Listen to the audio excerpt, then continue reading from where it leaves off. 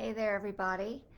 Um, hope you hope somebody gets a chance to tune in and watch because this topic was actually inspired by a conversation I had in my client group this week. And you who don't know who I am or what I do, I'm Tanya Crombie. I wrote Stop Worrying About Your Anxious Child and am writing Stop Worrying About Your Anxious Teenager. And I help parents, I teach parents how to help their kids when they are struggling with anxiety and overwhelm and stress. And so I was working with my clients this week in a group. This is my group. I have two groups. One is for the parents of teenagers, and one is for parents of younger kids. And what we do in that group is I teach the parents, like I said, lots of ways to help their kids.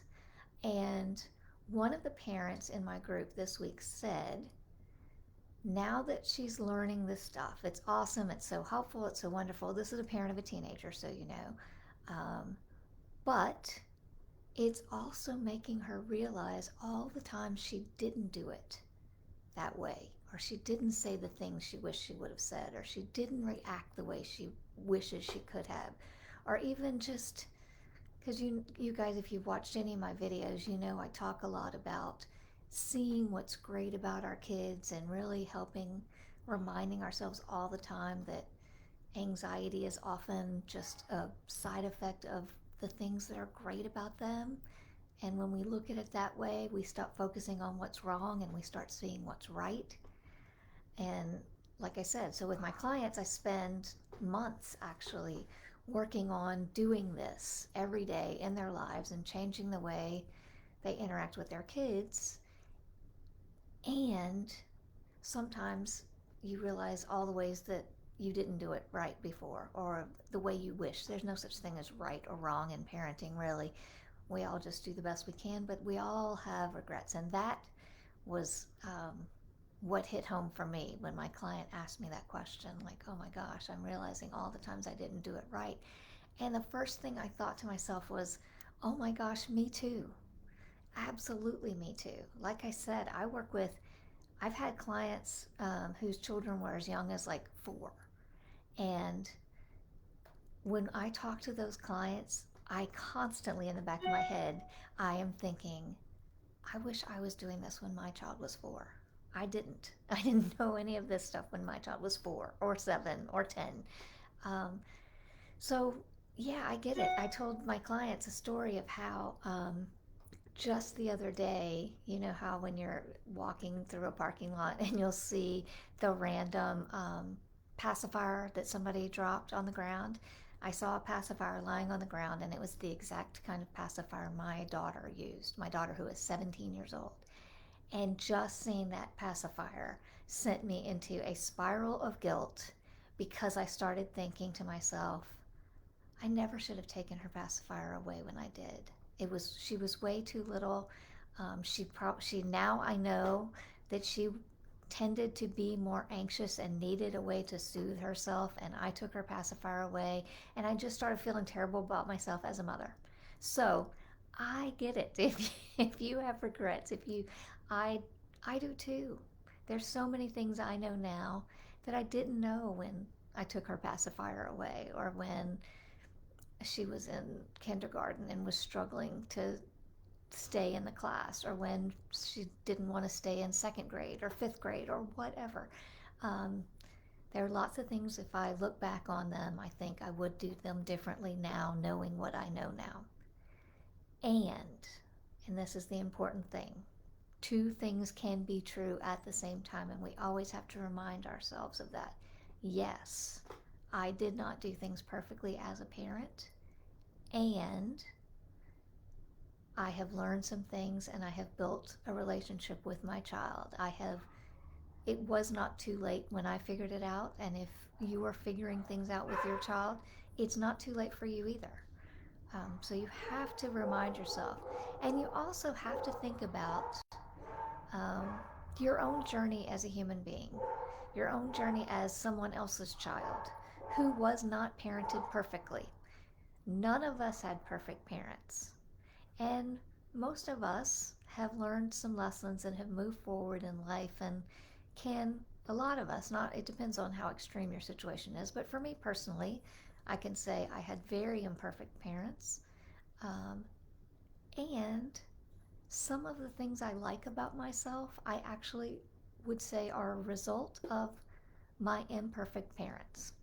Some of the things they did that I wouldn't do with my own kids still resulted in me having some knowledge and skills that I probably wouldn't have had if my parents had parented me differently.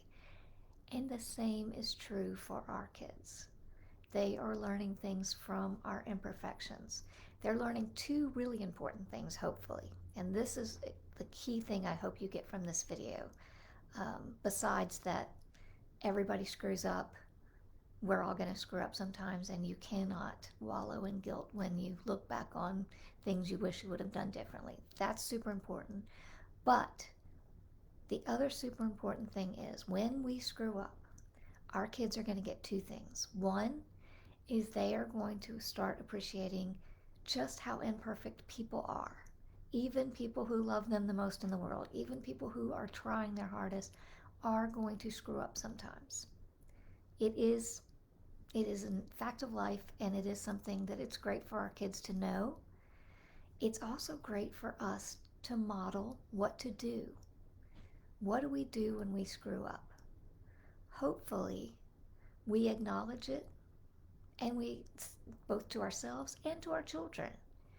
It's so, so helpful and important that when we lose our temper or overreact, or they're panicking, which makes us panic, which makes us spiral into, maybe a fight, flight, or freeze response of our own, where we start yelling or we start freaking out, whatever.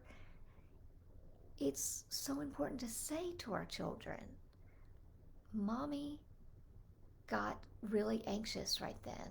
And when I feel anxious, sometimes I yell, sometimes I lose my temper, sometimes I get angry. And it's not because of you. It was about me. It was about me having a big feeling and reacting, and I didn't take a deep breath like I know I should do. I just reacted, and I'm sorry. So I just explained that I feel anxious sometimes. It's normal to feel anxious sometimes. I didn't react the way I wish I would have, because that happens to me just like it happens to you. Here's what you do. You say you're sorry. You acknowledge it and say you're sorry. And look, the world didn't end. So important for us to show our kids that, because they are worried that if they screw up, if their anxiety makes them do something, the world might end. They might lose their friends. Their friends might make fun of them. And what we have to show them is everybody messes up, just even I do, grown-ups do. We can say we're sorry. We can move on. So, in a weird way, when we do things wrong, it is actually a gift to our kids. It is showing them that it's okay to do things wrong. Everybody does things wrong, even mom and dad, who are grown-ups with all the age and experience and knowledge that we have. We're still going to do things wrong. So you're only 7. Of course you're going to do things wrong.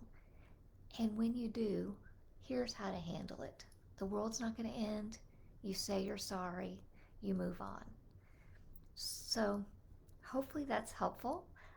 If you are a parent of a younger child, someone say 13 or younger, and you are feeling like you could use some help, your child needs help, and you need help figuring out how to help them, this is a perfect time to reach out to me. Send me a private message, because I am starting another group for parents of the younger kids.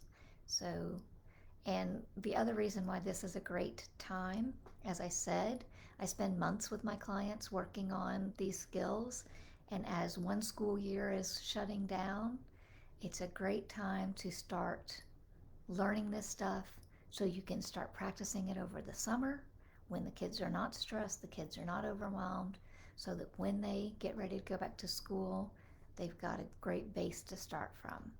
And if you're not on my email list, you won't have gotten, but I just sent an email out to everyone on my list because a lot of that age group is struggling right now. I'm hearing from a lot of people with school refusal and school issues. And so I'm offering this to the younger kids now so that hopefully when school starts again in the fall, and we're all fingers crossed school's going to be more like it used to be when school starts up in the fall. Let's get those little ones equipped so that they can go back into school. It's going to be tough. School this year was weird, so next year it's going to be a tough transition to get back to normal. So the summer is a great time to start building some of the tips, techniques, skills, get the tools. Um, so send me a message or respond, comment on this post, whatever. Have a great Wednesday. If you have questions, as always, post them in the group.